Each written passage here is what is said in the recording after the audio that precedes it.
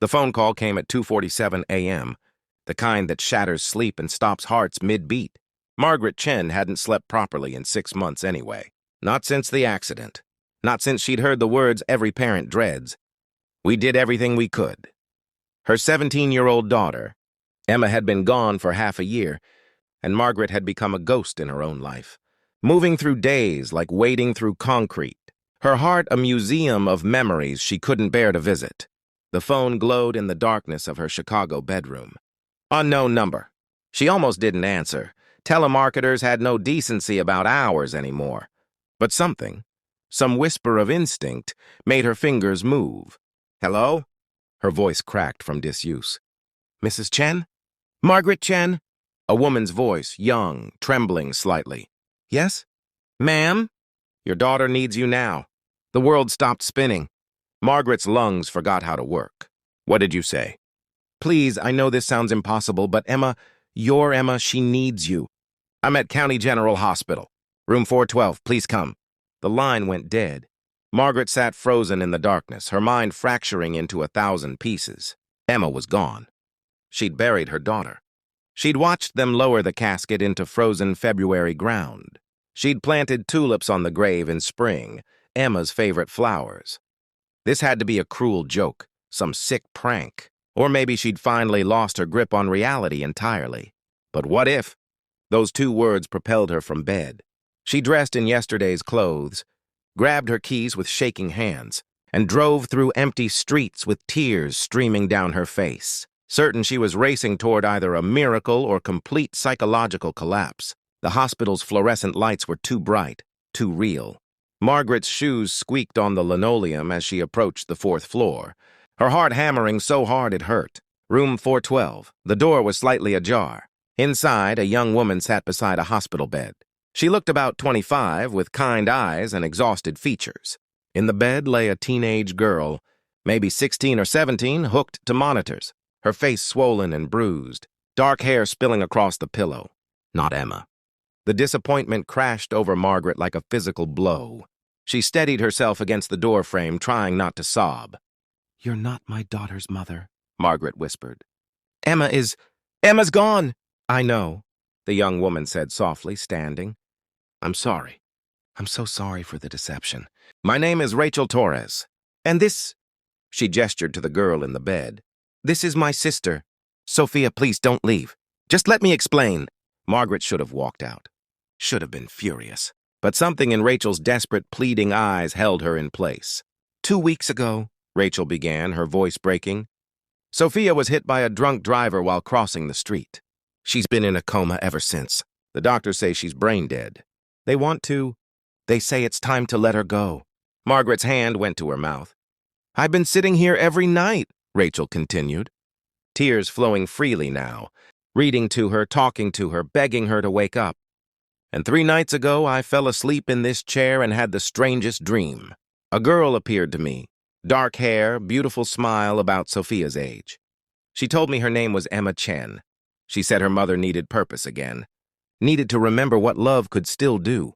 She gave me your name, your number. She said, tell my mom my sister needs her now.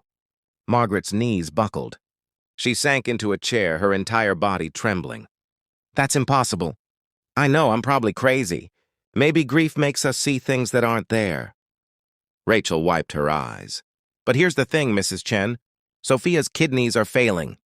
Her heart is failing. Without a miracle, we're going to lose her tomorrow. But her liver is still viable. And according to our medical system, Rachel pulled out a crumpled paper from her pocket. There's a 17-year-old girl 2 floors down dying of liver failure. Her name is Maya Patterson.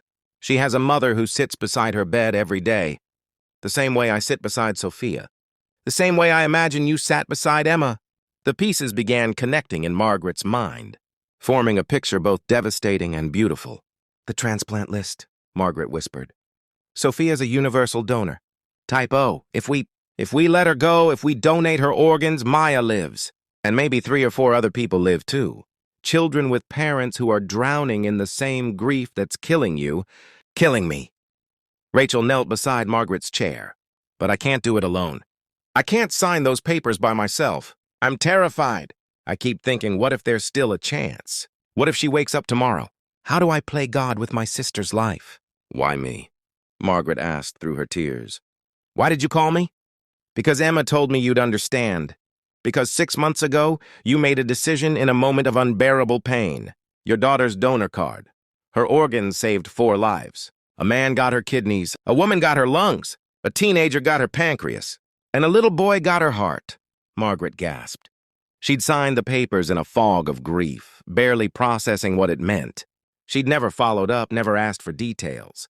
It had been too painful to think about Emma's body being taken apart, even to save others. That little boy's name is James. He's 8 years old.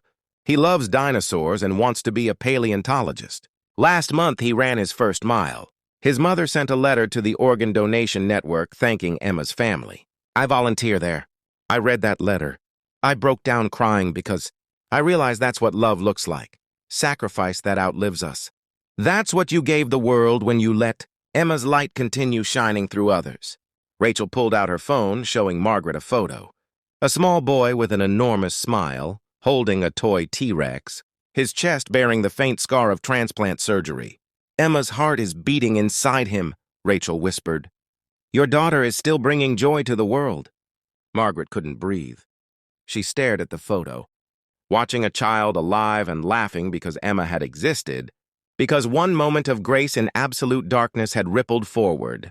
I called you, Rachel said, because I need someone who understands that letting go can be the greatest act of love. I need someone to tell me it's okay to break your own heart so others can heal theirs. Emma sent me to you because she knew you'd help me be as brave as you were. The room fell silent except for the steady beep of Sophia's monitors. Margaret stood slowly, walked to the bedside, and looked down at this girl she'd never met. This stranger's sister who lay suspended between life and death. She thought of Emma. She thought of James running with Emma's heart. She thought of all the mothers in this hospital and hospitals everywhere, sitting in the dark, begging God or the universe or fate for one more day with their children. She took Rachel's hand. I'll stay with you, Margaret said.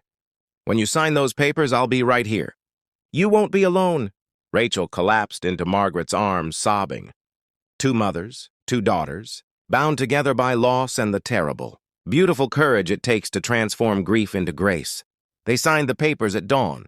Maya Patterson received Sophia's liver that afternoon.